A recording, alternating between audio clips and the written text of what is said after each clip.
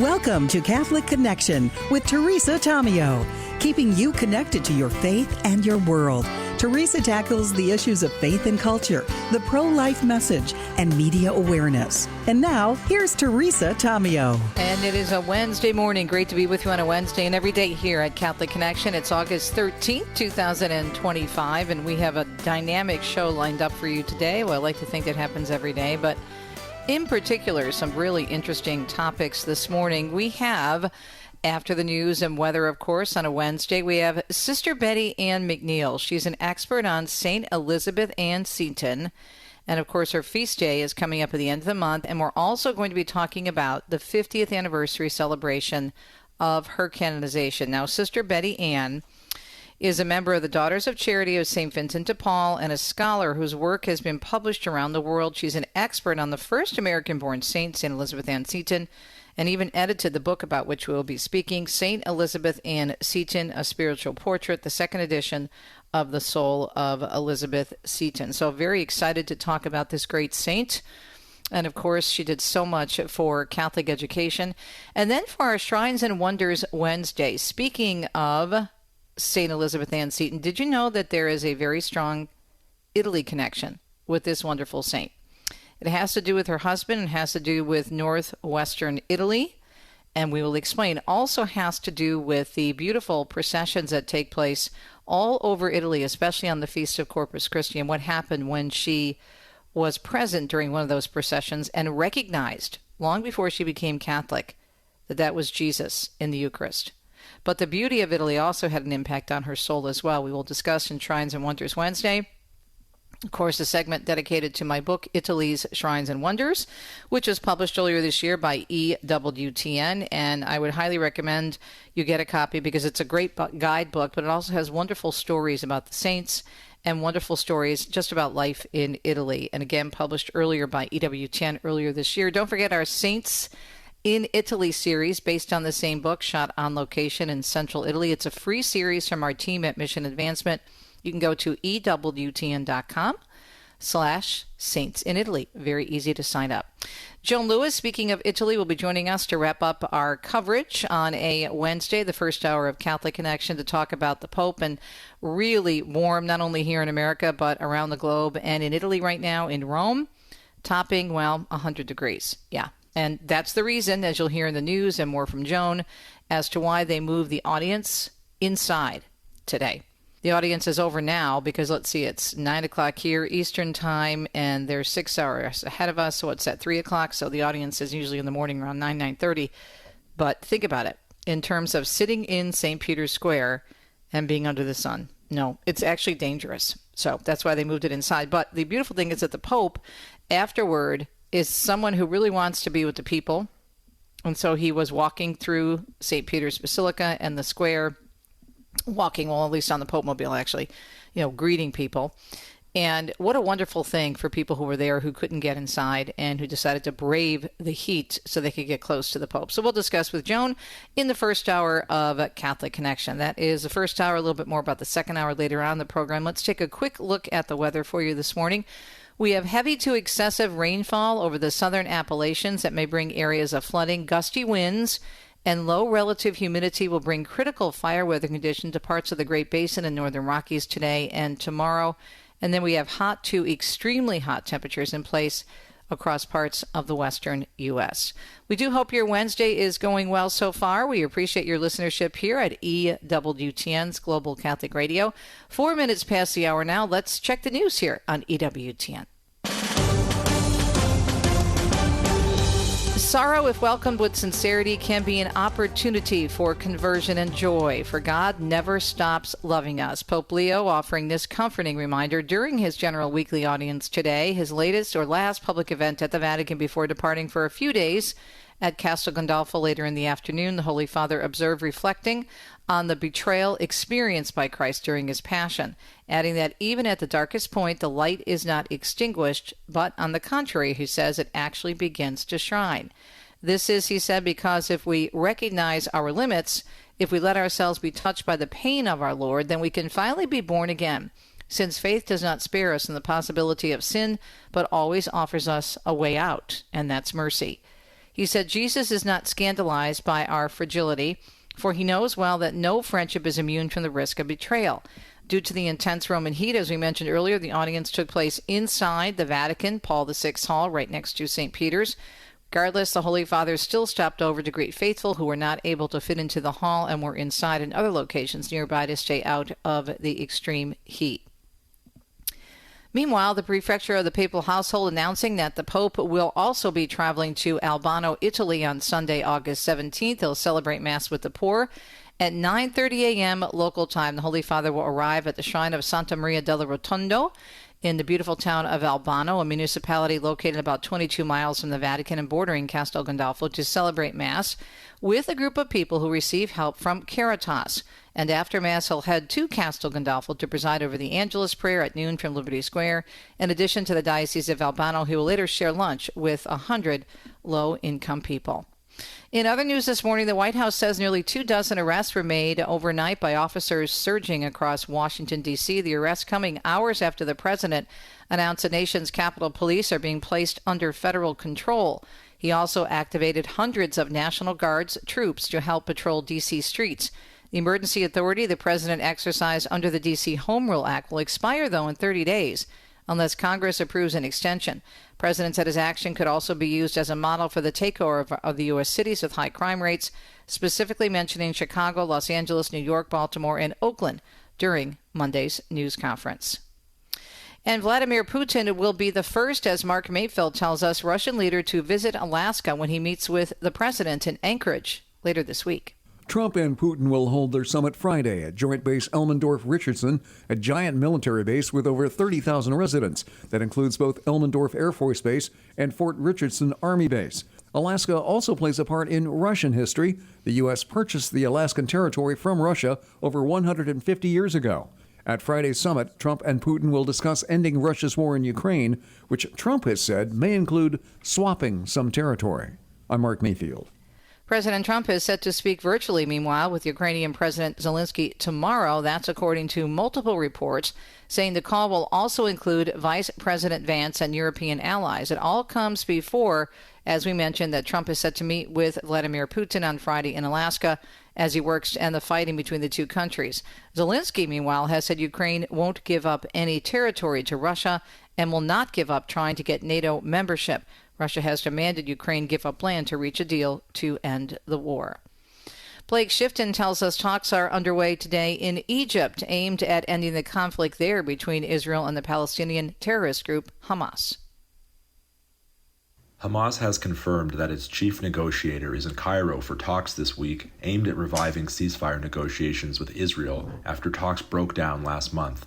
The Israeli offensive to seize Gaza City is expected to begin in October, and that looming operation is said to have created renewed urgency among ceasefire mediators to reach a breakthrough during the 2-month window before Israel launches its assault.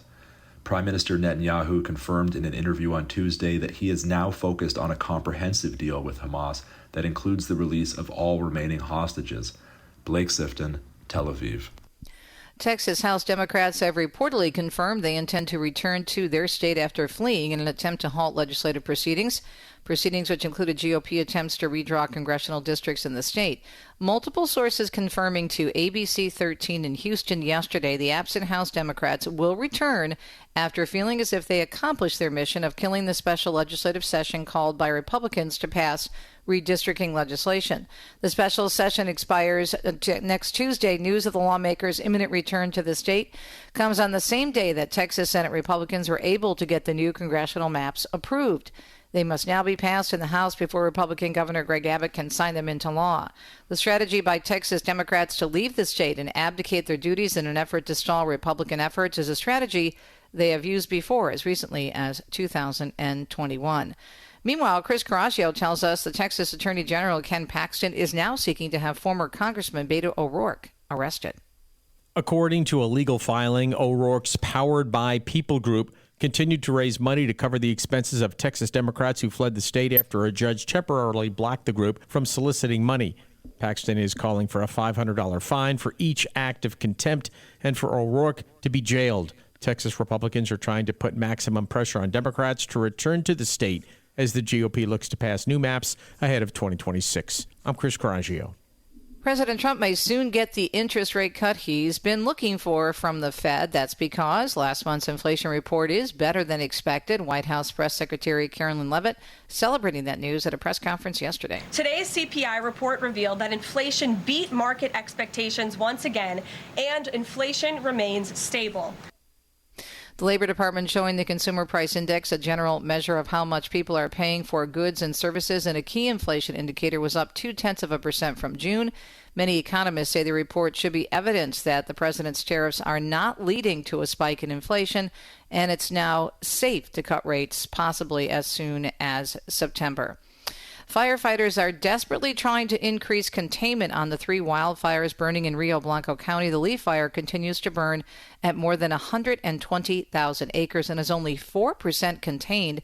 But Fire Incident Commander Jeremy Dietz says the crews are having some success still guarding against the flames jumping over a key state highway. We are looking at areas of opportunity down here on the other side of Highway 13 if anything was to go. So we're doing our scouting down towards Rifle Gap. So getting folks out ahead of this. The Elk Fire burning 14,500 acres, 30% contained. The Crow Show Fire burning near the Rio Blanco Route County line is now at 300 acres and is 0% contained.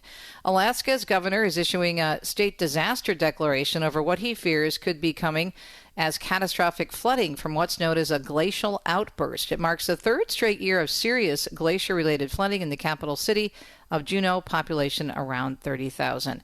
And the cleanup continuing following severe storms in the Chicago area. Heavy rain moving through the city yesterday, and storms developed into the night. Several suburban homes were flooded. There was also high standing water on the city's south side, with some streets taking on 4 to 6 inches of water, especially in areas with poor drainage systems.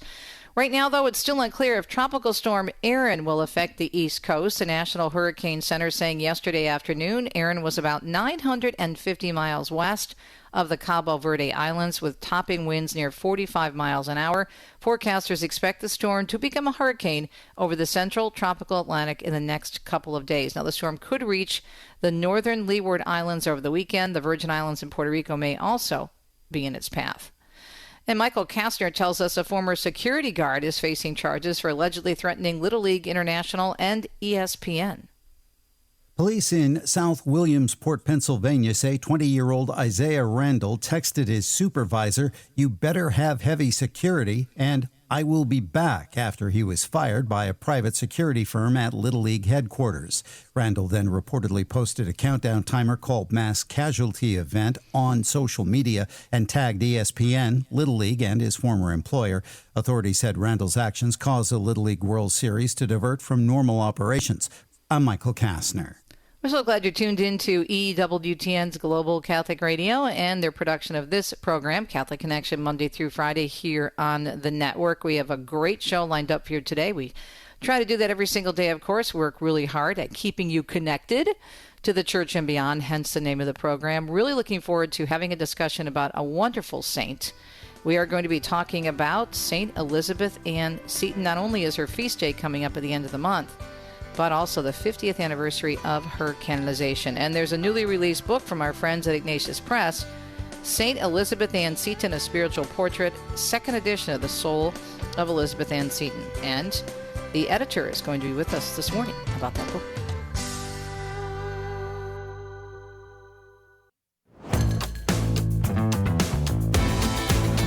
Let the saints come marching in. We are so blessed in the one holy Catholic and Apostolic faith to have so many amazing saints to whom we can look up and admire and call on their intercession, including the great St. Elizabeth Ann Seton.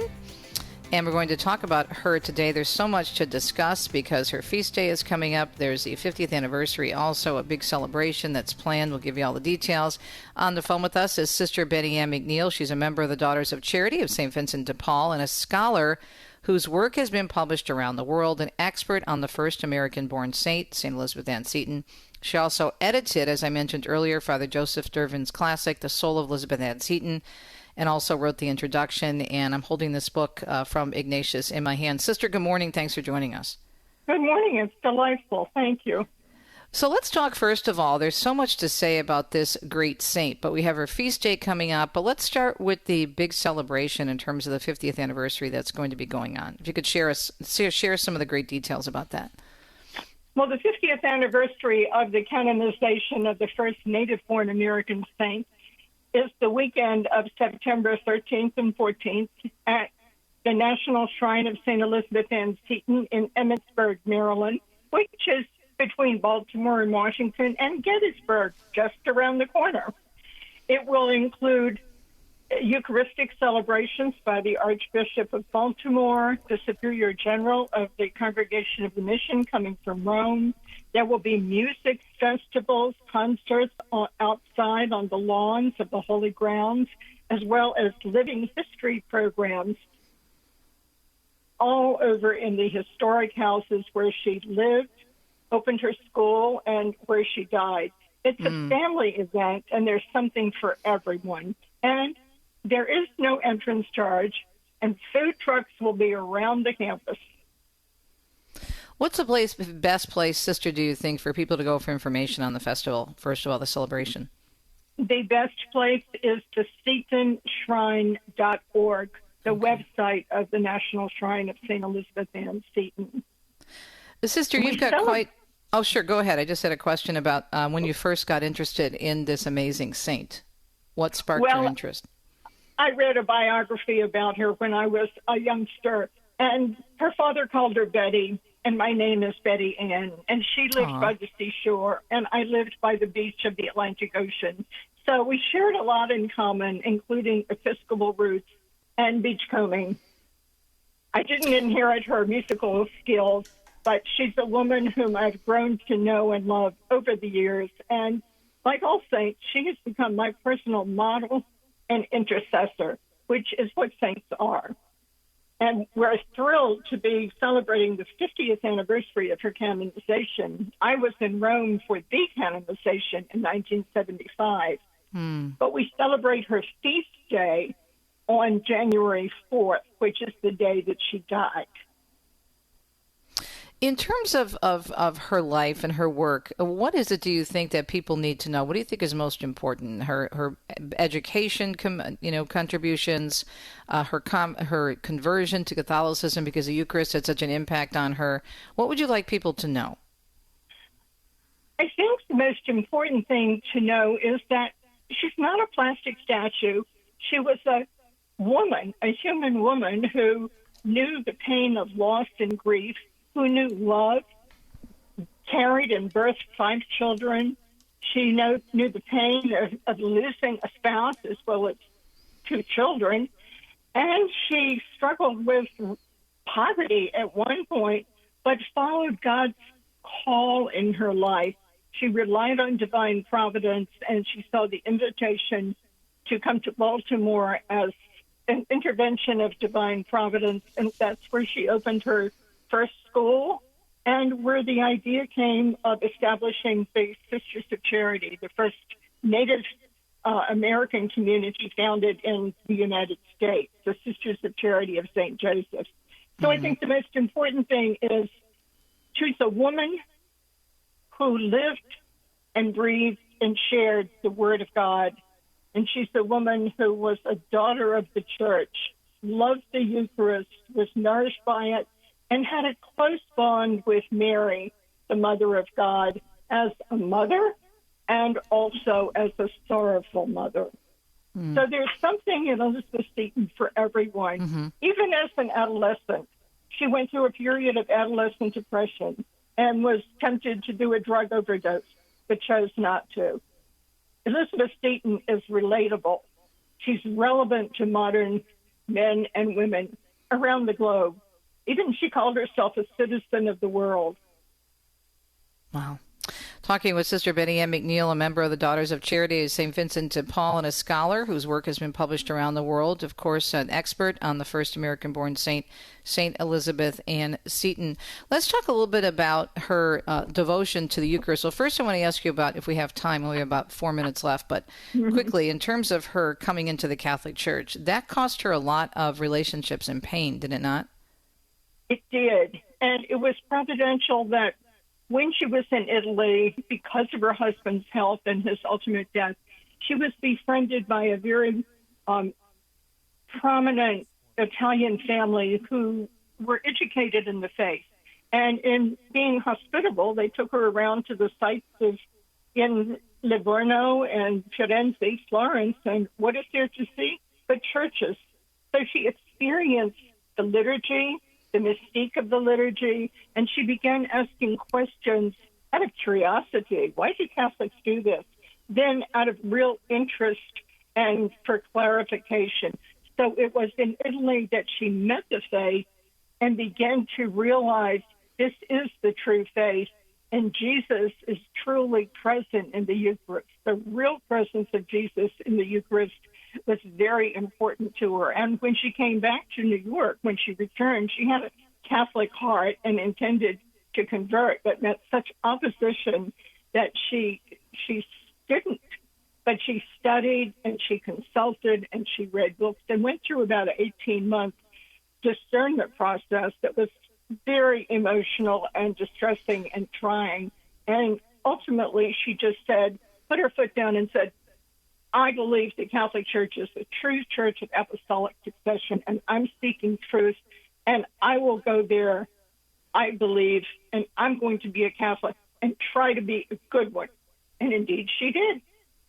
So after conversion, family and friends rejected her, and there was anti-Catholic bigotry, and she had difficulty getting a job. And the rest is history. The hand of God led Father William Dubourg, a Sulpician who was traveling to stop in New York while he was en route to Boston. And he met Elizabeth Seton, heard her story, and saw the opportunity to invite her to Maryland to start a school for girls, which he wanted. And this one thing led to another. Divine providence paved the way, and Elizabeth Seton saw God's plan unfolding and accepted God's will. That was very important in her life.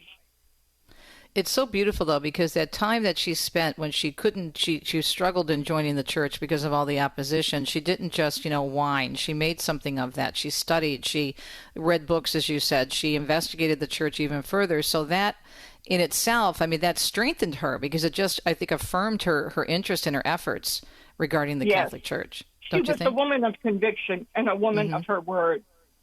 And she lived the word of God as she saw it, as it unfolded, and she shared it. She wanted to prepare her students, the girls in St. Joseph's School, for the world in which they were destined to live. The final comments, Sister, as we wrap up, have about a minute left. Why would you encourage people not only to get a copy of St. Elizabeth Ann Seton, A Spiritual Portrait, for which she wrote the introduction, but why should we learn more about her and call on her intercession, do you think? Elizabeth Seton is a woman, a friend in heaven, who can intercede for anybody who is seeking grace, seeking favors. And the beauty of the book is it unfolds, it's not a biography, it unfolds her spiritual development along the path of her life. And it shows her growth and her maturation in the faith so that she truly became a disciple and a holy woman, a woman of virtue. Sister, thank you so much. Beautiful insights. You are indeed an expert, and we so appreciate your knowledge about this beautiful saint, St. Elizabeth Ann Seton. And, of course, grab a copy of St. Elizabeth Ann Seton, A Spiritual Portrait from our friends at Ignatius. We'll be right back.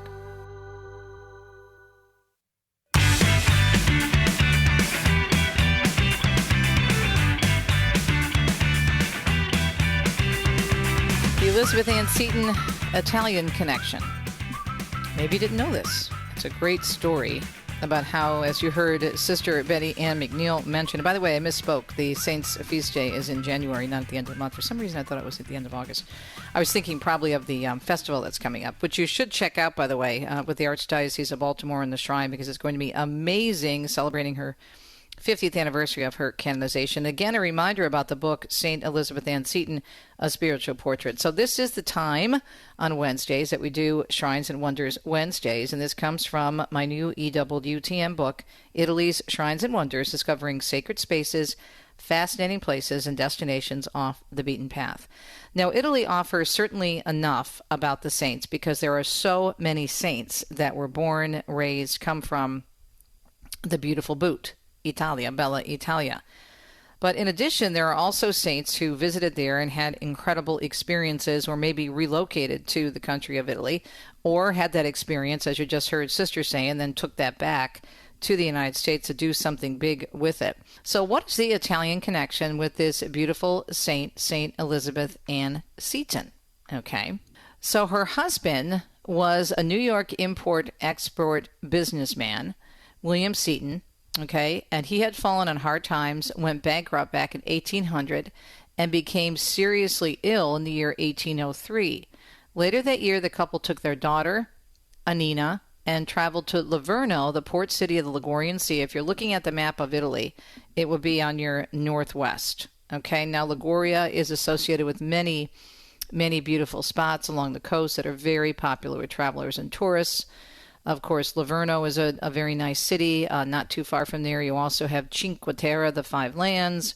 You have Pisa, which is technically in Tuscany, but that whole area, Liguria, Tuscany. Tuscany has quite the coastline. A lot of people don't know that, but there's a great, beautiful coastline in Tuscany as well. But Liguria is in a class in its own. You have Porto Venere, which is another beautiful city. It's called the Land of the Poets. And so that area, again, is gorgeous. So it's on the western edge of Tuscany, and hoping to, of course, help her husband by putting him in a different environment, the pure, clean sea air. They were hoping it might effect a cure for his tuberculosis. He was quarantined for a month on an island because of an outbreak of yellow fever in New York. They eventually were allowed to disembark. Sadly, within 38 days, he succumbed to the disease, died 2 days after Christmas, and was buried in the local English cemetery there. The crushed young widow and her daughter had nowhere to turn other than the arms of their wealthy Italian hosts. They received more than they ever could imagine. 8-year-old Anita remarked once, "Oh, Mama, how many friends God has provided for us in this strange land, for they are our friends before they know us." Born and bred an Episcopalian, she found herself very moved by their devout Catholic faith, and the seeds of conversion to Catholicism were sown wide and deep with spiritual practices and apologetics presented in the form the widow Seton would understand. But the intense devotion of the family, and listen to this, in the presence of the Blessed Sacrament, touched her most profoundly and fortified her commitment to Catholicism. She returned to New York in early spring 1804, and in mid-January of 1805, as you heard Sister say, in terms of really taking some time to study and to dig in her heels and to try to push back against the persecution she received for wanting to become Catholic, she asked to be received into the Catholic Church at St. Peter's on Barclay Street. Now, the area in which she spent so much time in northern Italy is just, again, very lovely. Now, unfortunately, some parts have been taken over by social media influencers, and I would not advise going to Cinque Terre unless you go in the way off season because it's just so crowded and overrun. But still, the coastline and the scenery there is just absolutely breathtaking. And the sea air is phenomenal along the coast. All the coast of Italy. Italy has so much coastline. But think about where she was located. Liguria and also Tuscany. And you heard Sister say that she spent time in many of the churches. And so when you're in Tuscany, you're very close. Obviously, you're right there with Florence. And many people, when they're spending time in Florence, do go up to the coast, and they will go to Cinque Terre and other places along the coastline. Pisa, for example, because it's just convenient. It's very easy to do a tour from there. But let's just start with Florence. You think about the Duomo. You think about Santa Croce. You think about the David, right? And the museums there. And nonstop religious art everywhere. But most importantly, she was moved by the family's devotion to the Eucharist. And one thing that, among the many things that Italy does so well, especially on the Feast of Corpus Christi, is they celebrate the Eucharist like no other country. And I've been all over the world. There are festivals, there are processions, there are beautiful dedications to Jesus' body, blood, soul, and divinity, wherever you are in Italy. Now, in my region of Umbria, where we live part-time, It's famous, for example, in Orvieto, and where the Eucharistic miracle of Corpus Christi is housed, of course, but also in the beautiful Umbrian town next to Assisi of Spella, where they just line the streets with these beautiful images, all made of flowers by the local people that are on the ground. Images of Jesus, images of a monstrance, images of Moses, images of the Bible, just to give you the sense of the beauty of the Catholic faith. She was there when there was a particular Eucharistic procession, and when she witnessed the monstrance being brought through the streets, she hit the ground on her knees. Not really at that time fully understanding what she was witnessing or whom. She felt it. She knew there was something special about what the Catholics were doing, what they were celebrating, and what they were lifting high. And so, as you heard Sister say, she came back to the United States, and because of that experience, because of the dedication of the Italian family who embraced her, who took her to the beautiful sites, in addition to obviously her immediate love of the Eucharist, it was the love of the Italian people and also the beauty of Italy that spoke to her about God and Catholicism. Because even if you're just looking at nature in Italy, which would be enough for a tour, because it's so phenomenal, when you are there and you have nature as a backdrop, and then you have these amazing basilicas and churches and cathedrals everywhere, I don't care if you're in a small town, a big town, and when the whole town is still built around the church, the piazza, the Duomo there, right? That's the main center. That's the main area where people still gather today for their passeggiata, the evening walk. It does something to you. If you don't feel moved by what you see in a place like Italy or, let's say, Poland or Spain, where there's so many incredible churches and the lives of so many incredible saints, then you need to check your pulse. Because if you are open to God, then beauty leads us to goodness, and that leads us to truth, as Bishop Barron says, and as I say in the opening introduction of my book, Italy's Shrines and Wonders. The shrines of Italy were a wonder for a great saint, Saint Elizabeth Ann Seton. That experience, God providing that beauty and that sense of truth for her, as seen in the cathedrals and the Eucharistic processions and the love of an Italian Catholic family, led her to come back to her homeland, the United States of America, and become not just a Catholic, but an amazing Catholic saint who will be felt, her influence will be felt forever in so many ways. That's our Italy Shrines and Wonders segment. Check out the book, Italy Shrines and Wonders from EWTN, and also our Saints series, EWTN.com/Saints in Italy.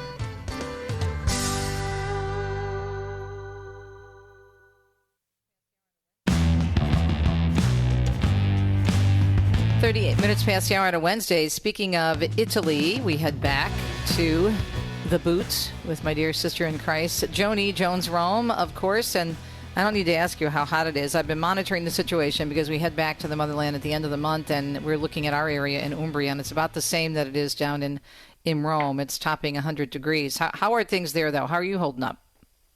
Well, I haven't gone out that much simply because of my dental issue. A broken, therefore missing tooth. Been spending a lot of time trying to find doctors, etc. And I mean, Teresa, anybody who's listening who has lived in Italy, or, well, even if you're just a guest in Italy, you wouldn't know this. But if Italy in August is not just heat, Italy in August means vacation. Mm-hmm. And the closer you are to the 15th, the Feast of the Assumption, right, and the several days before and after, you do not want any emergency in your life. Right. Mm-hmm. Like Joan needing a dentist to replace a broken tooth, like plumbing or anything else. So you just you do what you can. Right.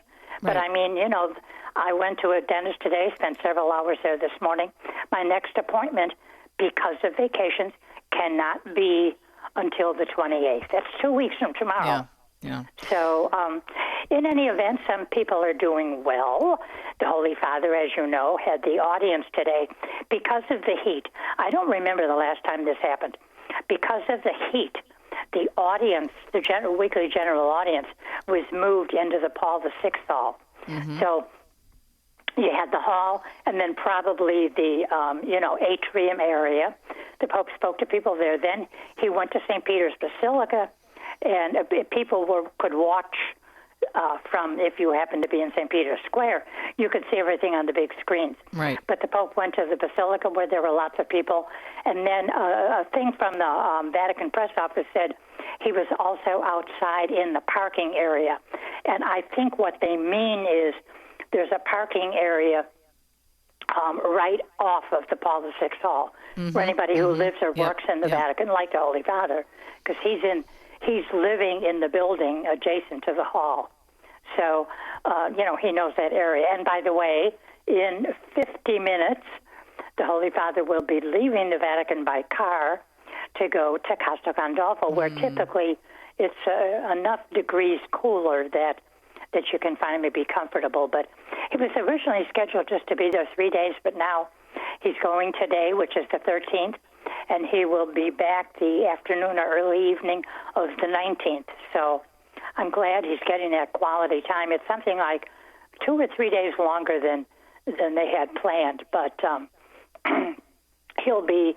So his last Vatican thing for 6 days was the audience, and then on Friday, which is Ferragosto, I can't think, and I think I almost want to say Christmas. No, I will say Christmas, but maybe only Easter is bigger than Ferragosto, the Feast of the Assumption. Right. It's been that way for so long. For example, Vatican holidays, Vatican employees have off the 14th, 15th, and 16th. Sunday, of course, is a Sunday, so they have that off as well. But it really is a very big time here, vacation time. And right now, I can't tell you how many stores. If you go between my house and like Home Baked in that tunnel that goes across the river or to the river, I can't tell you how many stores are closed, and they will be closed for the next 2.5 or 3 weeks. Coffee bars, really touristy places, will generally be open, but a lot of restaurants close, pharmacies, your dry cleaners, stores. I mean, it's just phenomenal what closes. And offices, lawyers, doctors. And when they go away, they'll go away for 3 to 4 weeks. Right. Something, we can't imagine that, right. In our country. But, my pastor wrote an article. I talked about this last week in my last segment of Italy's Shrines and Wonders. He studied, of course, in Rome and was at the NAC, and he says he misses, the Riposo. He misses the shutdown. He talked about Ferragosto. He talked about the whole month of August, that they don't just take the time off for the feast, but they make it a whole event. Now, obviously, it goes back, the whole celebration of August goes back in time before the Assumption to Caesar. But then, of course, thanks be to God, the church came along, and we have this beautiful celebration connected to Mary, and the festivals are amazing. But he said there's nothing like it, and he misses the things slowing down. And he said Americans just would not know what to do. Exactly. And he wasn't encouraging people to take a month off. He was just saying that even now, people in America won't take a longer vacation. They'll just take 2 or 3 days. And he says you really need to, even if you don't want to spend the money, to slow down and embrace il dolce far niente, the sweetness of doing nothing. We really need to do that. And even though it can be frustrating if you're traveling there during August, it's nice to kind of get into the flow of things when you're in a foreign country, especially in Italy, and embrace their habits, embrace their traditions, as opposed to fighting them. Right? Well, and Teresa, if you're coming, as a visitor or a pilgrim for the whole year, very little is going to change in your program, because the things that have been laid out for you on your itinerary, the various tours, it can be secular, so Roman Colosseum and everything, or obviously churches, basilicas, etc. Those are all going to be open. And it might be somebody said, go to this restaurant, and you find it closed. But other than that, your time here as a tourist, as a pilgrim, very little will change about things, being open or not open. Maybe your favorite store might not be open, but anyway, you can adjust to that. So, but you're right. It's called Ferragosto. Everybody here knows it's August 15th, and it comes from the Latin Ferie di Agosto. And this is when, mainly because of the weather, things were shut down, and the emperors would sponsor games, maybe for a month. and it would be in this month of the year, and they were known as August holidays because people were exempt from work so that they could attend the Emperor's Games. But anyway, as you said, thankfully over the years, it's now this beautiful Catholic feast of the Assumption, and there isn't anybody in Italy that can't tell you when the Feast of the Assumption is. I wonder if we did the same poll in America, would people if know? They would know. Yeah. It's interesting because I've been receiving all these great WhatsApp messages from our neighbors in our little town in Umbria, and the celebrations that they're doing, even in our little village in the center of, in the middle of the country near Assisi. They're doing so many wonderful events, related to the church and little things outside and processions and whatnot. And then what's so beautiful, I think, of course, the Italians are experts at this as well, but the fireworks are everywhere. Just so amazing. So amazing. I know. It is just wonderful. And then the town where I'd want to be this weekend if I could would be Castel Gandolfo. Just because of I've been there. I love it. It's beautiful, small, so peaceful, historical. Yeah. And, of course, now has a Pope in residence, part-time residence. But, no, he'll be busy on Friday. He'll celebrate Mass at 10 in the Church of San Tommaso in Castel Gandolfo. And then on the 17th, he's going to say Mass in a church in Albano, which is not, far away. It's one of the Roman hill towns. And then after that, he'll be back at Castel Gandolfo for the Angelus, after which he's receiving a number of people for lunch, number of people experiencing, I think the Vatican Bulletin said, experiencing poverty. So about 100 people. So that'll be nice. We'll look forward to hearing that report and seeing those pictures. So, and then I'm really hoping, Joni, that his presence at Castel Gandolfo, which is such an incredible town itself, it will interest more people who visit Italy. I'm trying to encourage them. I've got a friend who's spending some time in Rome in September, and she's been there before. She's looking for different things to do. And I said, you really should go to the hill country, to the hill towns. In addition to Albano, you have, of course, Castel Gandolfo, but then you have what I love. Another town I love is Frascati, which is just so pretty and has wonderful white wine, and they're well known for their porchetta. There, and it's just, you could just pick a town and just park and stroll through, but it's just so pretty, and it's cooler than Rome because it's it is a hill country. It's up in the hills, so it's not going to be that much cooler, greenery. But a little bit. I mean, forested area, But Teresa, what we were talking about a minute ago, needing a vacation, taking time off, having a change of scenery, if nothing else. What I love about these hill towns, what I know you do too, is the fact that they are so small. Yes. That the word frenetic or frantic pace of life, it just doesn't exist. And you find yourself slowing down. And it's like your blood pressure just drops. And I'm serious. If you could feel it almost. Exactly. No, it's just the word relax takes on a new meaning. When you realize your whole body, not just your mind, your whole body is, giving in to this slower pace, to watching people walk, not run from point A to point B, to sit for, 2 hours, hour and 3/4, 2 hours over a single glass of wine. Yep. Of course, if there's two people, you'll split a bottle. Yep. But it's just there. People come, in any month out of the year, but obviously, I would say spring, summer, and fall for something like Castel Gandolfo to experience the full beauty, sit on a terrace, overlook the lake, have a fantastic lunch, and a glass of the local white wine, which is just out of this world. Amazing. Yep. Yeah. And so inexpensive, so affordable, but so good. Even the house wine, if you ask for, the house of the house wine, and you get, let's say, a Vino Bianco, their Vino Bianco or their Vino Rosso, it's not going to be bad wine because they take a lot of pride in their products, and it'll be something that they've made or something that they get from a local winery. It's just an incredible experience. And even if you do get frustrated, I know if you're going in August, there's a lot of crowds as well in certain areas, but keep that in mind. Think about the heat, make plans ahead of time, but just slow down. And that's what it's all about, right? Well, and also, I think is Yeah, but also I think heat. taking in the history of the as Catholics, in addition to sure. Il Dolce Far Niente, understanding what they're celebrating, what we're celebrating for the Assumption. Exactly. But I have to say that in these days of extreme heat, I mean, the government has certain advisories, and it's like, you know, if for any reason you could do it, you wouldn't want to leave your house between like 9:30 in the morning and 6 at night or 6:30. Obviously, you have to, but take it easy, walk slowly. Oh my gosh, stay on the shady side of the street. And drink plenty of water and drinks like that, but just relax. Just know that unless you have to catch a plane, you don't have to be anywhere on that kind of time. Just enjoy it. There's so much to take in when you sit down at a cafe or a wine bar and you're having your aperitivo, your prosecco or your Aperol Spritz, or maybe just a coffee. Just slow down and take it in.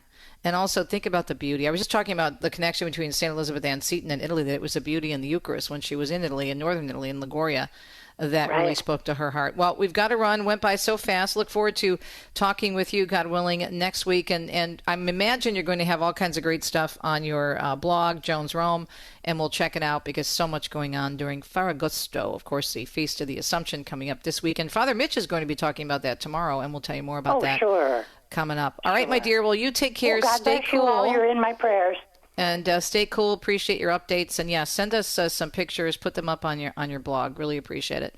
Of course, Joan Lewis with us every Wednesday for our Joan's Rome connection to Rome. And she's been there for over 40 years. And she is an expert on Rome. That's why I had her endorse my book, which she says she really liked. Anyway, we'll be right back to let you know what's coming up in the second hour of Catholic Connection on a Wednesday, August 13th. You are listening to the one, the only EWTN. Stay tuned.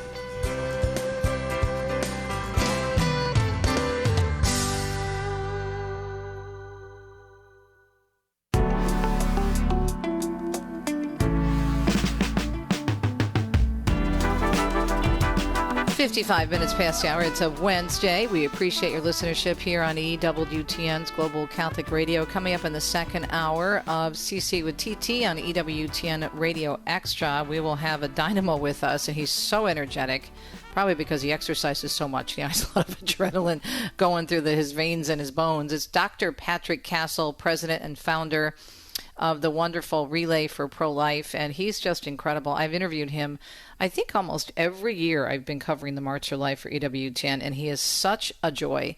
He is so in love with the Lord. He's so in love with the faith, and he's so on fire for the beautiful teachings of life from womb to tomb. So we'll find out about the Relay for Pro-Life, which is actually coming up in a few weeks.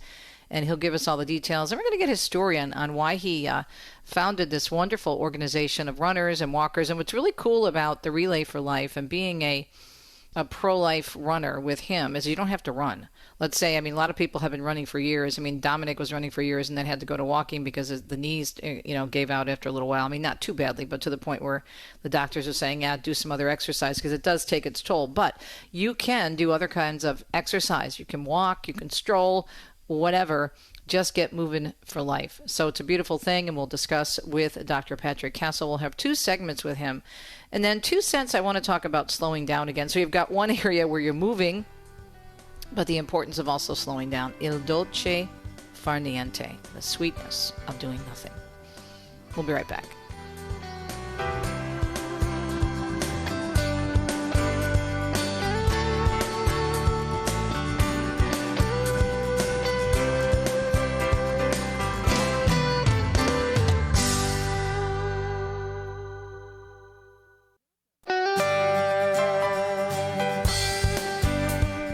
Welcome to Catholic Connection with Teresa Tomeo, keeping you connected to your faith and your world. Teresa tackles the issues of faith and culture, the pro-life message, and media awareness. And now, here's Teresa Tomeo. Hope your Wednesday is going well. It's August 13th, 2025. Thank you for tuning in to the second hour of this program produced by EWTN. As you just heard, we are on EWTN's Radio Extra channel. Appreciate those of you listening to the second hour. And, of course, tuning in online or on your app.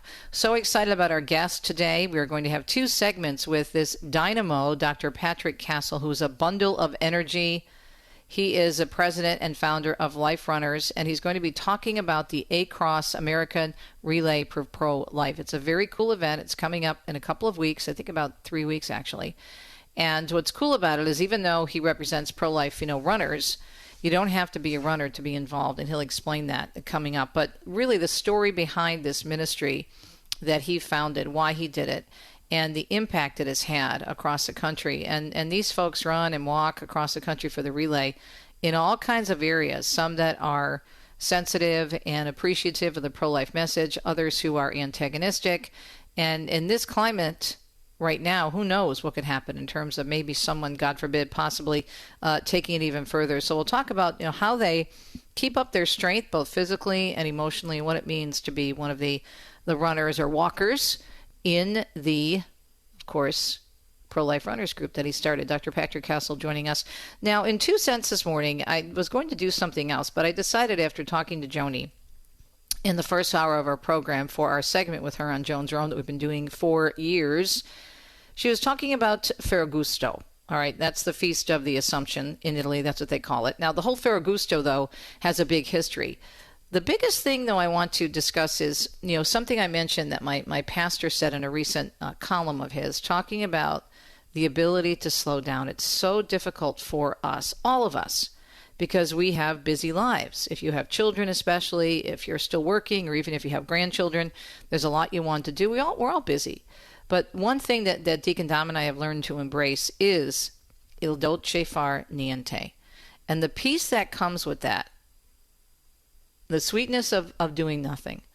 And it really is doing something. And people try to get their heads around that. And in America, we're just not good at it. And I have to say that when I come back to the United States after being in Italy for a couple of months, it's really hard to adjust. Because you feel like, oh my gosh, you're just like overwhelmed with, first of all, the noise and the busyness. And of course, we live in a very large area in southeastern Michigan, Metro Detroit, which has over 4 million people. It's a lovely area. And I grew up here. I was born on the East Coast, another busy area, New York and Jersey area, and then came to Michigan with my family when my father was transferred. And so I've always been around big cities. And I guess I was never even conscious of how high-strung we all are and what it feels like when you're on this treadmill. For example, the other day on Monday, Deacon Dom and I were heading across town for a meeting at Corporate Travel. And the construction, I'm sure it's in your area as well, the construction in the summertime, it's like those orange cones are state flowers, right? And it took us over an hour to get home for normally like a 20-minute ride because of the construction. And it was the middle of the day. It was after the show we went. And I'm like, are you kidding me? It's 2 o'clock, 1 o'clock in the afternoon, and there's this much traffic. And I kept longing for the hills of Umbria and the peace. But we'll discuss the importance of what that does to our soul. What does Scripture say about slowing down? And why really we should take advantage of it now before the school season begins. Most of kids, I know there's a lot of kids back in school, but mostly kids will be starting Labor Day weekend, and then all the busyness begins, right? With the extracurricular activities, the sports and whatnot. Take a breath, enjoy this month, and enjoy Ferragosto, Italian style. That's coming up on 2 cents. And of course, as I mentioned, Dr. Patrick Castle will be joining us to talk about the Life Runners. Let's take a look at the forecast and see what's happening across the country weather-wise. Looks like the rain may force us to slow down because there's a lot of it coming up. Heavy rain to excessive rainfall over the southern Appalachians, bringing areas of flooding. Gusty winds and low relative humidity will bring critical fire weather conditions to part of the Great Basin and northern Rockies today and tomorrow. And hot to extremely hot temperatures are in place through today across parts of the western U.S. This is Catholic Connection, an EWTN production, and this is our EWTN Radio Extra channel right now. It is 4 minutes past the hour and time to check the news on EWTN's Radio Extra. Well, the Pope says sorrow, if welcomed with sincerity, can be an opportunity for conversion and joy. For God, he says, never stops loving us. Pope Leo offering this comforting reminder during his weekly general audience today, his last public event in the Vatican before departing for a few days at Castel Gandolfo later in the afternoon. The Holy Father reflected on the betrayal experienced by Christ during his passion and said that even at the darkest point, the light is never extinguished, but on the contrary, begins to shine. This is, Pope Leo said, because if we recognize our limit If we allow ourselves to be touched by the pain of the Lord, then we can finally be born again.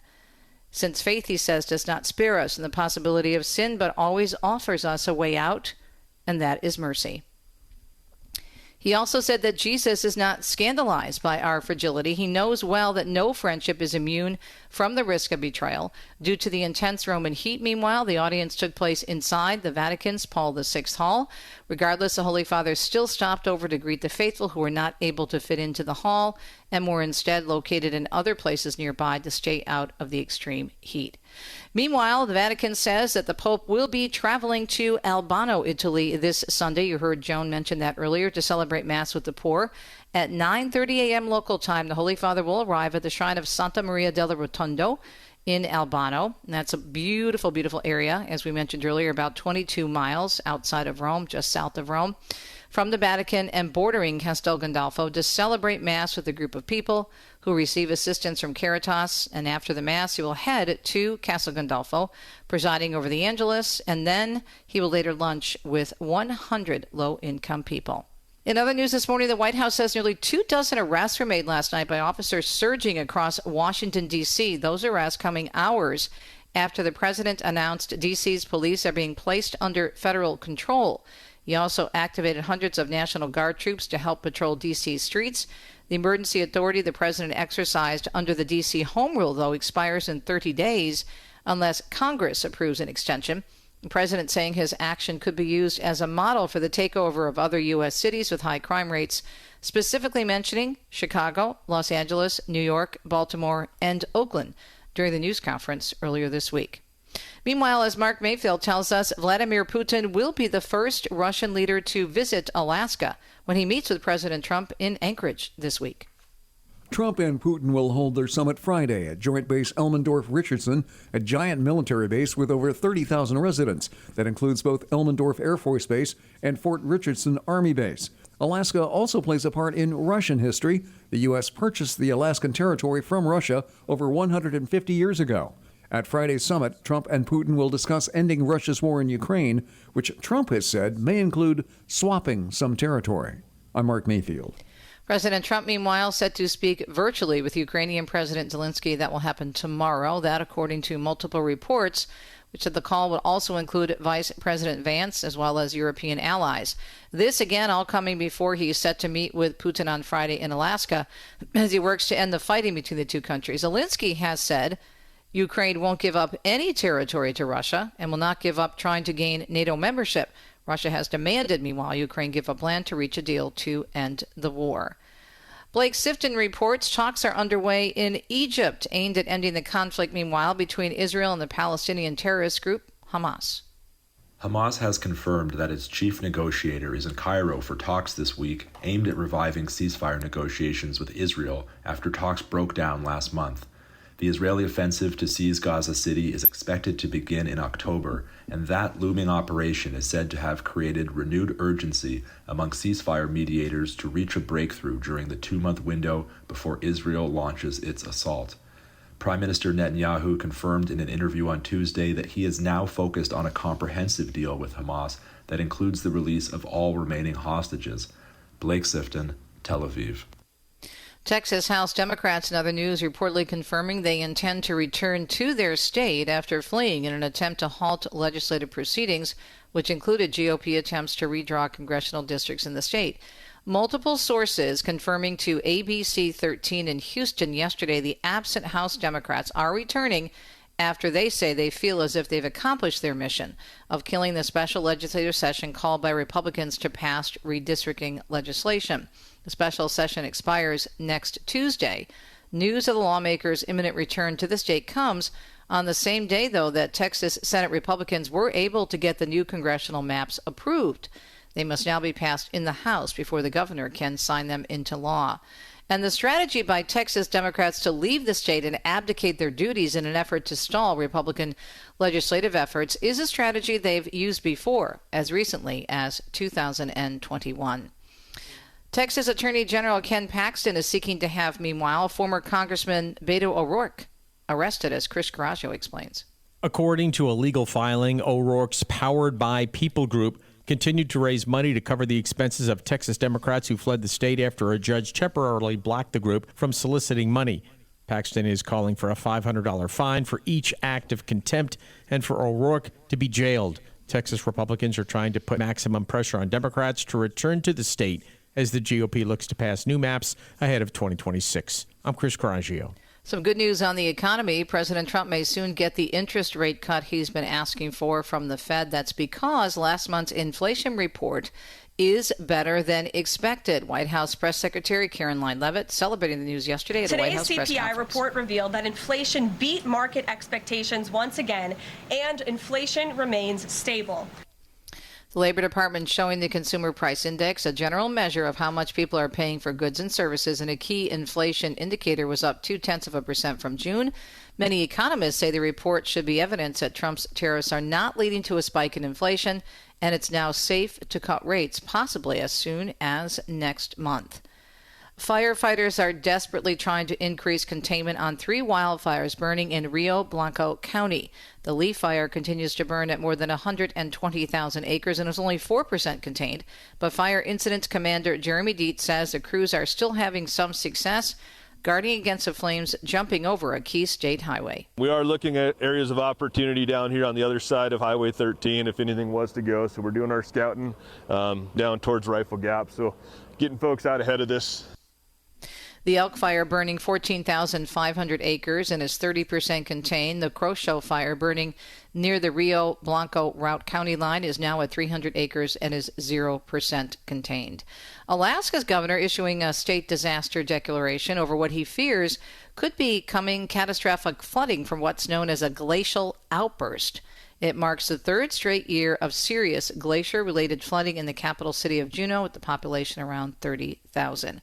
And the cleanup continuing following severe storms in the Chicago area. Heavy rain moving in through the city yesterday afternoon, and then more storms developing into the night. Several homes were flooded. There was also high standing water on the city's south side, with some streets taking on 4 to 6 inches of water, especially in areas with poor drainage systems. And finally, it's still unclear if Tropical Storm Erin will affect the East Coast.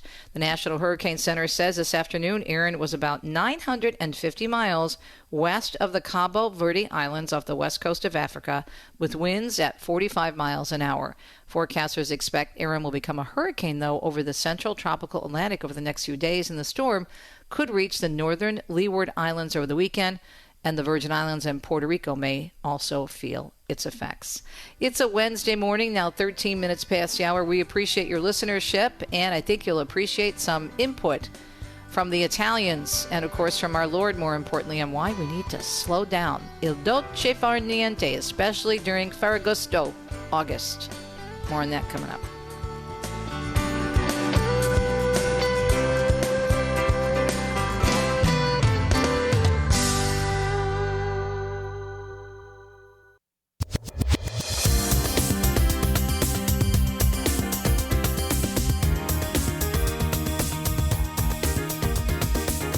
Welcome back, Catholic Connection. It is a Wednesday morning. It's August 13th, and I do hope you're enjoying the program today. We enjoy being with you every day here on EWTN, especially our second hour on EWTN's Radio Extra.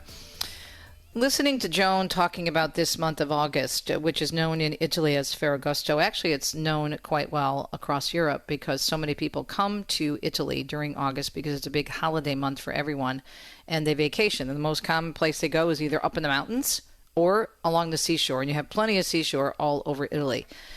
But it's really important for us to think about why we should embrace this idea of il dolce, the sweetness of doing nothing. Il dolce far niente. Deacon Dom and I actually have a little sign in one of our rooms of our little place over in Umbria reminding us of that. And it's very difficult sometimes coming from the United States of America, even though we're FBIs, as I like to say, full-blooded Italians, and to adjust. But it has done so much for our peace and for our relationship with God. I don't know if you heard Joan Lewis in the first part of the program when she was talking about slowing down. Obviously, the heat will force you to slow down. First of all, if you do too much, you're going to get exhausted, and you can't handle it.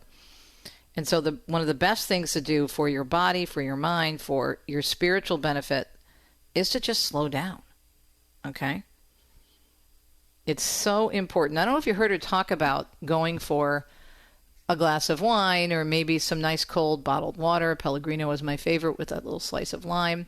Or maybe having an espresso to give you a little boost. Whatever you're doing, you will see when you walk through all the different towns of Bella Italia, whether it's a big city such as Rome or Milano in the north, even as busy as Milan is and Rome, you will see people taking time for their aperitivo. Now that word comes from aperto, which means to open or open. When you see signs that say Domenico aperto, that means we're open on Sundays. You see chieso, that means it's closed. So aperto means open. So this idea of aperitivo comes from the thought of opening your palate and being ready for your meal. But in Italy, it's come to mean time with friends, time to reflect, time to sit and be still. And yes, she mentioned that sometimes they will spend an hour, at least an hour sitting and having a cocktail or maybe a light glass of Prosecco or even just some nice sparkling water. And what do? They sit, they talk, they catch up on the day. And also many times you'll find people sitting there by themselves, maybe just reading or looking around. You'll also see so many people slowly strolling the streets. And you see this a lot even in busy Rome, in neighborhoods like Trastevere, beyond the Tiber River, which is a very, very beautiful area, one of the oldest in Rome. It's my favorite area of Rome. And you see people strolling arm in arm, laughing, talking, dressed very nicely, and just enjoying the evening and enjoying each other. And it's important for us to do that. And unfortunately, in America, I still think we need a lot of work in this area, myself included, even though we spend so much time in Italy.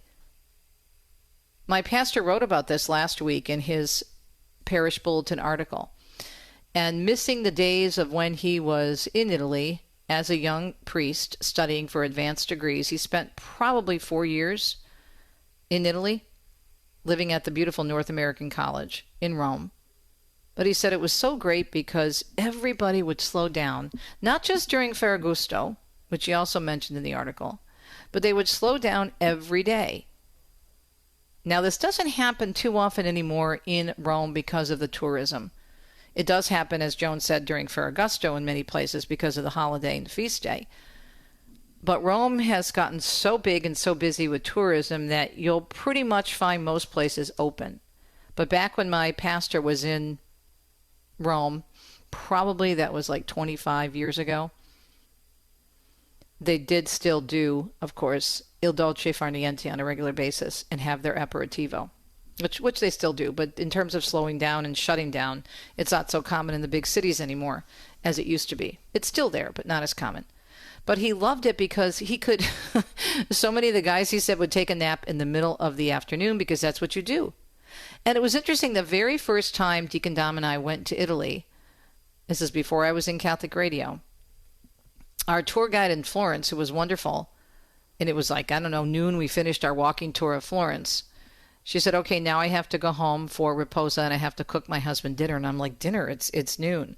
Not realizing that pranzo, or lunch, is the main meal of the day.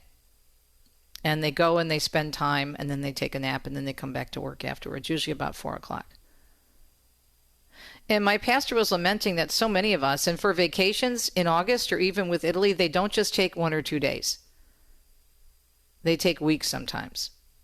Now, maybe we can't afford, and I'm just not just talking financially, maybe we have too many responsibilities, which is understandable, especially if you have a young family. Maybe we have too many responsibilities to take extended vacations. But we could all certainly revisit the importance of il dolce far niente, the sweetness of doing nothing, especially when it comes to our relationship with God.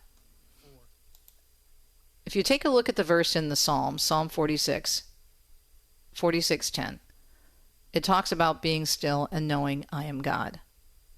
God is our refuge and our strength, an ever-present help in trouble. Therefore, we will not fear. Though the earth give way and the mountains fall into the heart of the sea, right? Though its waters roar and foam and the mountains quake with their surging, there is a river whose stream makes glad the city of God, the holy place where the Most High dwells. God is within her. She will not fail. God will help her at break of day. Nations are in uproar, kingdoms fall. He lifts his voice, the earth melts. The Lord Almighty is with us. The God of Jacob is our fortress. Come and see what the Lord has done, the desolations he has brought on the earth. He makes wars cease to the ends of the earth. He breaks the bow and shatters the spear. He burns the shields with fire. He says, and this is again Psalm 46:10, "Be still and know that I am God. I will be exalted among the nations. I will be exalted in the earth." Now, if you notice, a lot of people are familiar with Psalm 46:10, "Be still and know that I am God," but they're not familiar with what precedes it in terms of all these verses about things about which we're concerned. Waters roaring, right? We're looking at flooding right now. We're looking at earthquakes. We're looking at all the weather, a possible hurricane coming our way. But we're reminded in verse 9, he makes wars cease to the ends of the earth. He breaks a bow and shatters a spear. He burns the shields with fire. Be still, and know that he is God. And I encourage you, a little homework assignment for you today, in addition to pondering that verse 46:10, to think about the importance of il dolce far niente, the sweetness of doing nothing. Now, when you're doing nothing, you really are doing something, because if you're sitting and just slowing down, that means hopefully you're taking a breath and you're reflecting. Just do a search on Google for the importance of reflection and slowing down. You would not believe what you will come up with. There was a really big piece that was published by the Harvard Business School, and this was in 2020, when a lot of us were forced to slow down because of the COVID pandemic.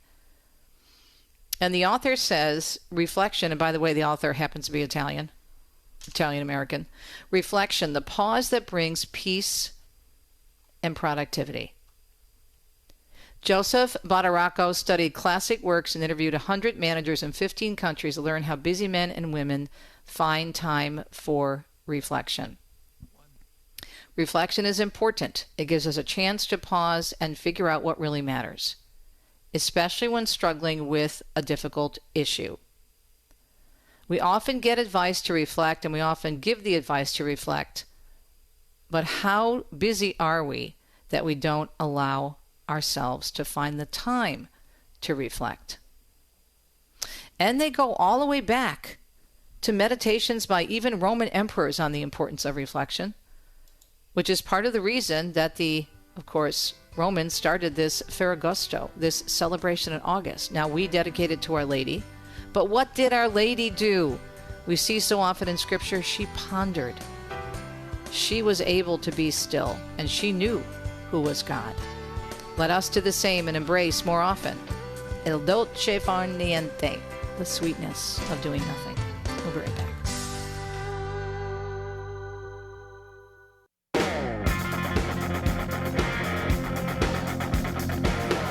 There's a time for slowing down and reflecting, as we mentioned in the last segment. There's also a time to get moving for the Lord. And so we're going to switch gears a little bit here and have you check out liferunners.org. They have a big event coming up from September 5th to October 25th. And the founder of Life Runners, the website is liferunners.org. Our friend Dr. Pat Castle is joining us this morning. Hey, Doc, how are you? Doing well. God morning, Teresa. God morning. With us. Yep. So what's new? Well, you mentioned the big event. I mean, I guess you could say we're in that warm-up. We're all getting warmed up for the largest spanning pro-life event in the world, the Across America Relay for Pro-Life. And it is going to kick off on September 5th, as you mentioned, and some really exciting, piercing the culture locations. San Francisco, in front of just a beautiful light of a church and school called Star of the Sea. And 90 students are going to take the big Remember the Unborn banner through San Francisco, all the way to the Planned Parenthood on Bush Street in San Francisco, 2.6 miles, like a little, their own March for Life, if you will. So there's the west arm kickoff, and then the east arm will kick off from an abortion facility in New York City and go 1 mile to Times Square with 3 Remember the Unborn banners, with a large group processing through New York City, if you can envision that. And then the north arm kicks off in Fargo in front of the Cathedral of St. Mary's with Bishop Fulda, and it goes 2.6 miles across the state line of North Dakota into Minnesota to the Red River abortion facility with a great public witness. And then lastly, the south arm kicks off at the University of Texas at Austin, goes across the campus with that great message, again, the big blue Remember the Unborn banner, with a group of life runners really just kicking it off, amplifying the message, and getting this 51-day event, 5 September to 25 October, and it adds up to 5,124 miles, 12 million steps, 1,476 5K segments of people wearing their witness, wearing that royal blue Remember the Unborn shirt, in these little 5K segments, walking or running in their neighborhoods or on the course, making a big cross over America. Now let's talk about, you mentioned some of these cities. Boy, you talk about being in the belly of the beast, San Francisco, New York, and going to different Planned Parenthood facilities with that beautiful banner. What is it like for those people who do that? What kind of resistance do they experience? Yeah, what a great question. And the good news is 99% of the responses are positive. So what it does is it draws out the positive aspects of the culture. Mm-hmm. So even in a place like San Francisco, where you think, oh my goodness, we're going to be overwhelmed, culturally by the culture of death. So the Holy Remnant that's driving amongst that traffic that sees a big Remember the Unborn banner, they pause, they roll their window down, they give a thumbs up, they honk, wave, because they're like, wow, it's like a scene out of Lord of the Rings when the big eagles show up or the trees, come in. It just feels like, wow, help is here. So that's 99%. Now, of course, the 1% in such places, you are getting, you're number one with the middle finger and get a real job yelled out. And I'm like, this is my job. This is everybody's job to defend the least of the least. So you get some of that. And then you smile, bless, reflect that kind of negative, evil response. Right.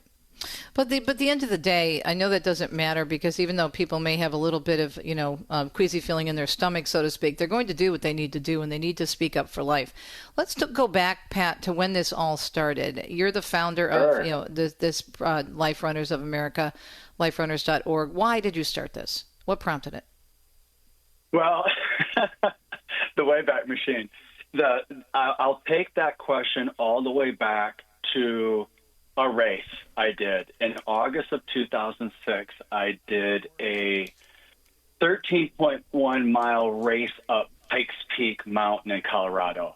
And near the finish of that race, it was highly fogged over, very disoriented, unsafe, as you can imagine, on the top of a 14,000-foot mountain. And in answer to prayer, I had encouragement from St. Padre Pio. Really? And it's quite a story. It's quite a story. And listeners can go watch a video and hear about that encounter. And that's at liferunners.org / Well, I want to hear some of it now. That's why I asked the question. So we'll go to the website. Yeah. So, but if they want to hear the whole story, it's / STPIO, liferunners.org / STPIO. But in that, I just kind of, I cried out, Lord, I need help. Like, I'm lost up here, and we have a holy goal, and we've been in this together, training in this mountain all summer. And I had someone behind me give just a real clear voice. We are 10 minutes from the top. We are on pace. We are going to break 3 hours running up this mountain, which about maybe 40 or 50 people out of the 2,000 do this. It was just a desire in my heart. But this encounter later had a lot of precision with the intercession at the exact time. I looked at my watch for this encounter. It was 9:50 a.m. Mountain Time, and I talked to my mother later, and she said, I asked for St. Pio to help you, and I wrote down the time, and it was 9:50 a.m. Did anything unusual happen on the mountain? So, and you're getting a really brief version of this encounter with St. Pio. But as you can see, I mean, the intercession of a mother, concerned about her son, me reaching out to God for help. St. Pio, we know this guy loves bilocation. He loves to help people on this side of heaven keep oriented towards heaven. And it was just a beautiful thing. I remember saying, Lord, I'm going to proclaim your name from the top of this mountain. And sure enough, me collapsed at the finish line. A journalist from the local newspaper, circulation 450,000 newspapers, came up and said, your finish was the most exciting of the day. You were the last person to break 3 hours. Will you give me a statement? And my statement was, with 1 minute to go, I prayed, come Holy Spirit, carry me forth. And here I am. And they put that, a picture of me collapsed at the finish line with me looking up to St. Peter and the clouds, and gave that quote, and then wrote a little article about, 10 seconds to spare. That circulated out, proclaiming God's glory to 450,000 people the next morning when they used to receive their newspaper at their doorstep versus their computer online. So praise God. That you asked the Wayback Machine, that encounter got me one step more serious about what would God like to do with running. And then the next step was I formed a group that studied the book Unbound by Neil Lozano, which is studying evil in the modern world. We identified abortion as the crown jewel of Satan, the greatest evil imaginable. Okay, Pat, hold that thought. We're going to get into that more after the break. I want people to stay tuned. This is fascinating because we always talk to you about the beautiful events, but getting to the heart of the matter with Life Runners is huge, and it will give people encouragement to check out your great website for the big event coming up, the big relay coming up in September. Go to liferunners.org. Our guest is Pat Castle, Dr. Pat Castle, the founder. We'll be right back.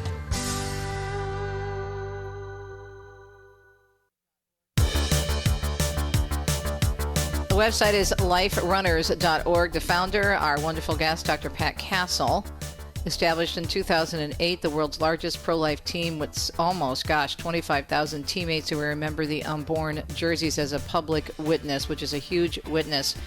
So we were interrupted by the satellite break. I want you to continue the fascinating story of how you identified abortion as an evil, getting together, realizing we have got to do something. So that's what really caused the focus on abortion, correct?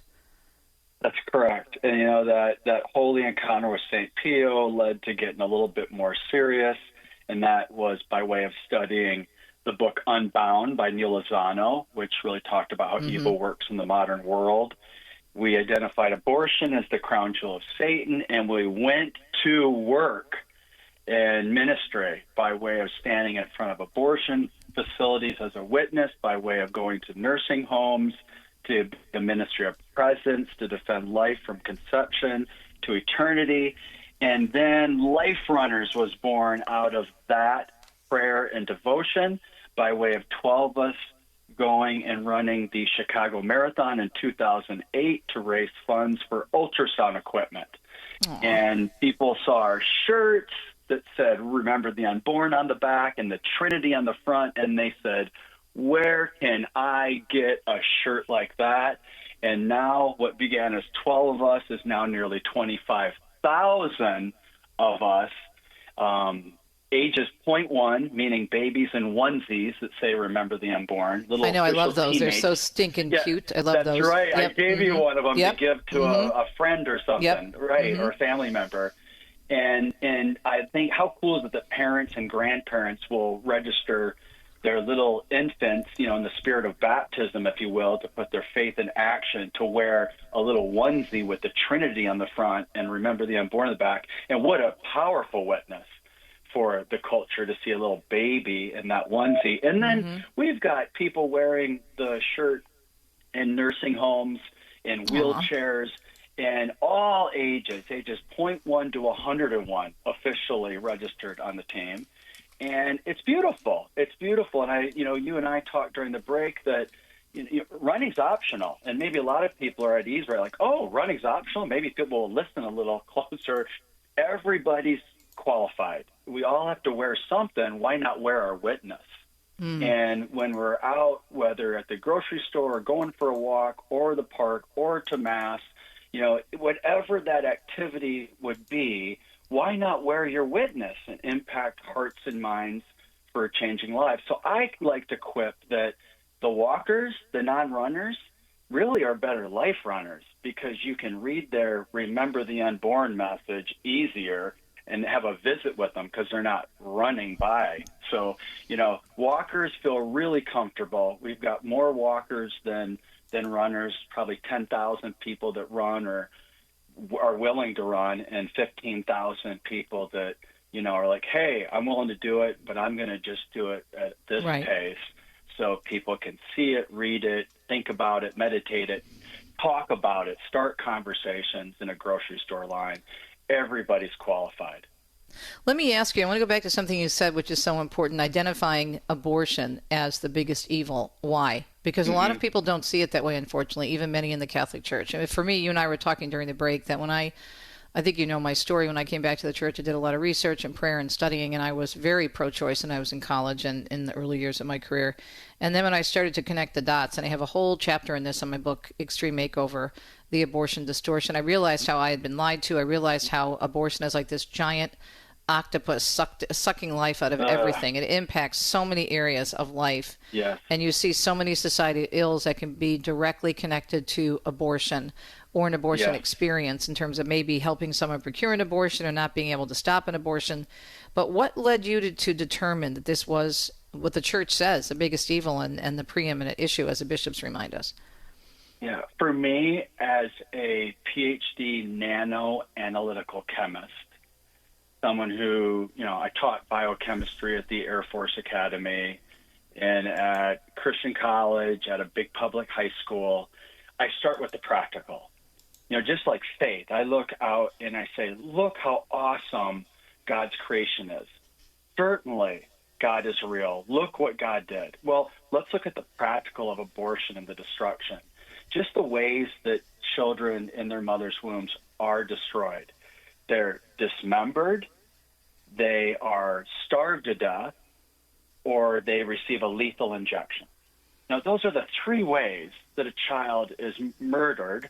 I mean, let's define it. Murder and unjust killing. There's nothing just about abortion for that innocent baby.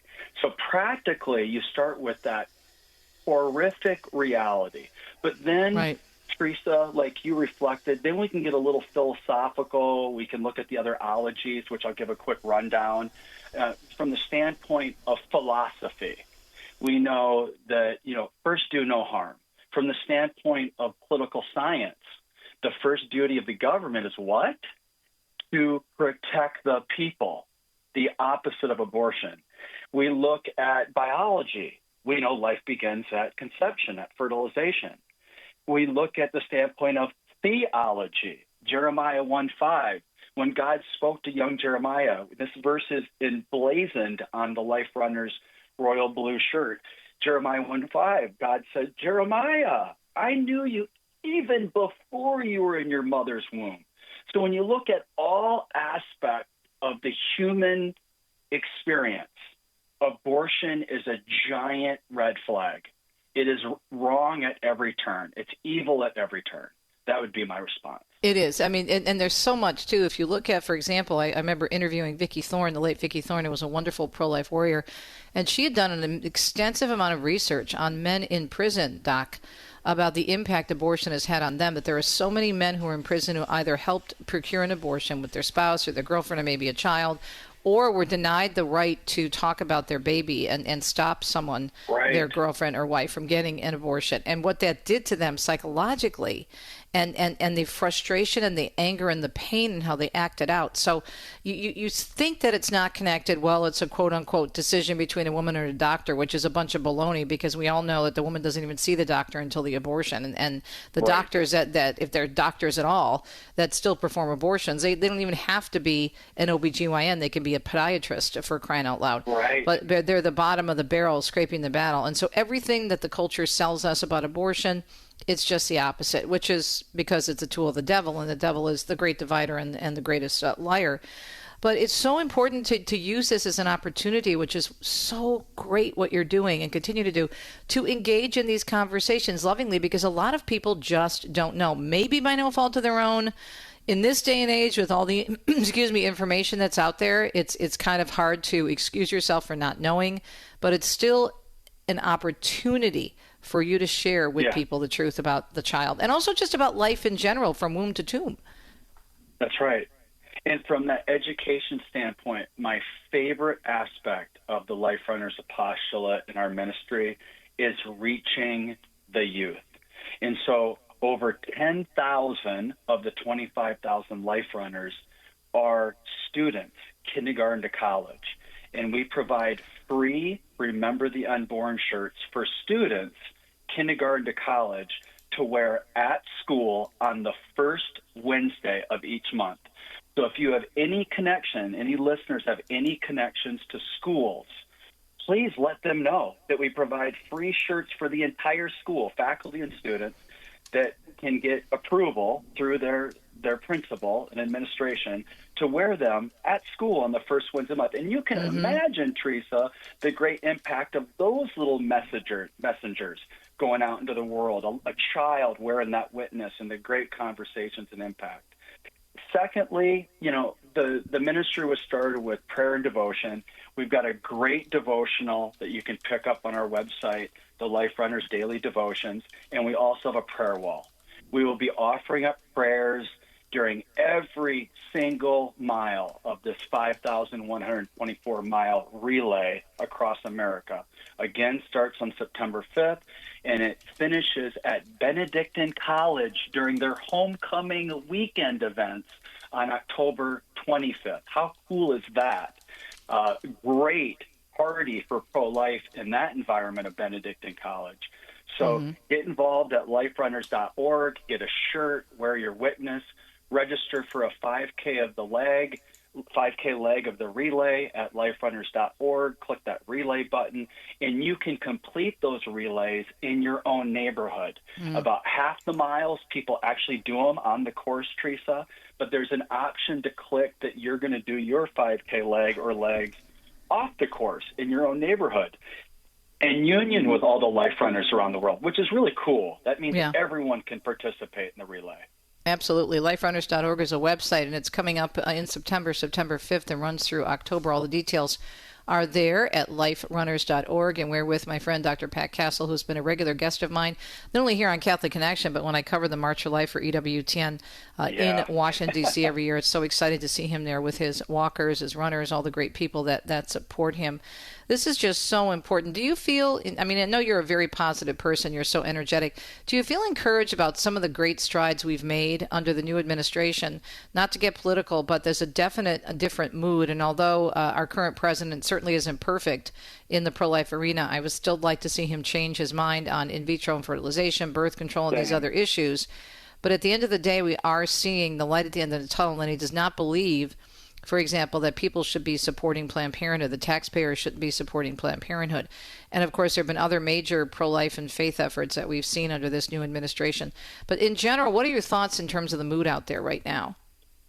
Right. This was a topic that we discussed this past weekend at the University of Mary at the National Catholic Bioethics Conference, which was just awesome.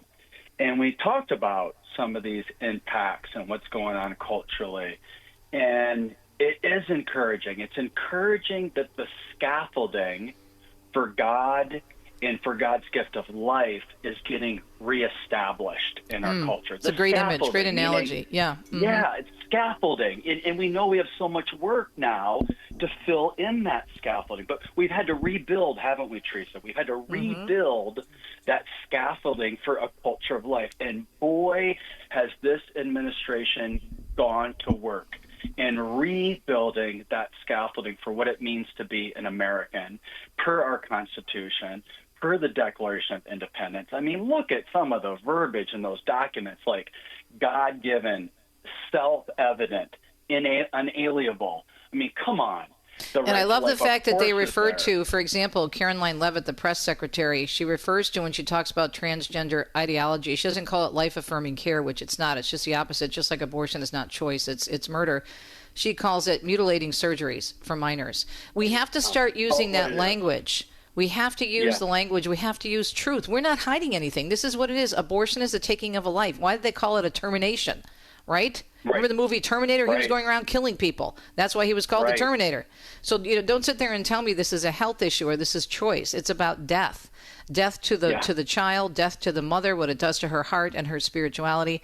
But I do feel a sense of, I think people are feeling more freedom. There was a recent law that was passed that allowed people to put out their faith in full display on their desks and put out images of the Lord or their faith or scripture verses. That's changed. So I think there's a lot of work that needs to be done. No politician certainly is perfect, but I think we are making real strides. So Pat, we're out of time. Any final thoughts for those thinking about maybe joining the relay coming up in September? Yeah, I would say your little sacrifices, your little witness adds up to a big witness. So you're amazing. On a shirt. You put on a shirt. We're out of time. I got to wrap you up, but check out the website, Awesome. liferunners.org. Your little witness is a big witness. That's a great way to close this segment. Thanks, Pat. God love you, and we'll talk again soon. liferunners.org. We'll be right back.